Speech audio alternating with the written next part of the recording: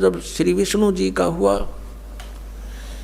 युवा हुए, युवा होते विवाह हुआ, विवाह होते ही वनवास हुआ, वनवास से सीता का हरण हुआ, यानी उसकी पत्नी का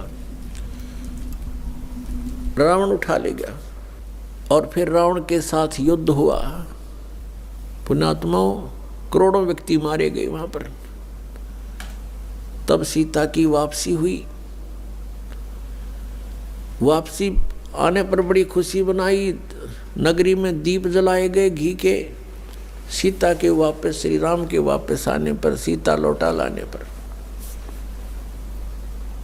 और कुछ दिनों के बाद सीता जी का निष्कासन कर दिया श्री रामचंद्र जी ने स्वयं ही। किस बात पर के एक धोबी ने व्यंग कस दिया, वो अपनी पत्नी को धमका रहा था रात्रि के समय। वो किसी उस आपस में कहा सुनी होने से उस धोबी की पत्नी घर से बाहर चली गई थी कहीं अपने रिश्तेदारी में। फिर वो वापस लेकर आया तो उसको धमका रहा था कि मैं तुझे घर नहीं रखूंगा, तू 3 दिन कहाँ रही, मैं दशरथ के पुत्र जैसा नहीं हूं जो वहां पर 12 वर्ष तक रावण के पास रही, उसको फिर घर ले आया। उधर से श्री रामचंद्र जी राजा थे अयोध्या के। पहले राजा लोग अपनी प्रजा के दुख सुखों को स्वयं ही जाना करते थे, रात्रि के अंदर वेश बदल कर घूमा करते थे।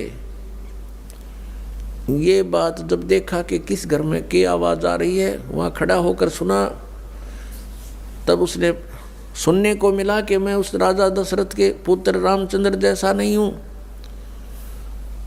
जो रावण के पास उसकी पत्नी रही और उसको घर में रखे हुए है, तो सुबह निकल जाना यहाँ से।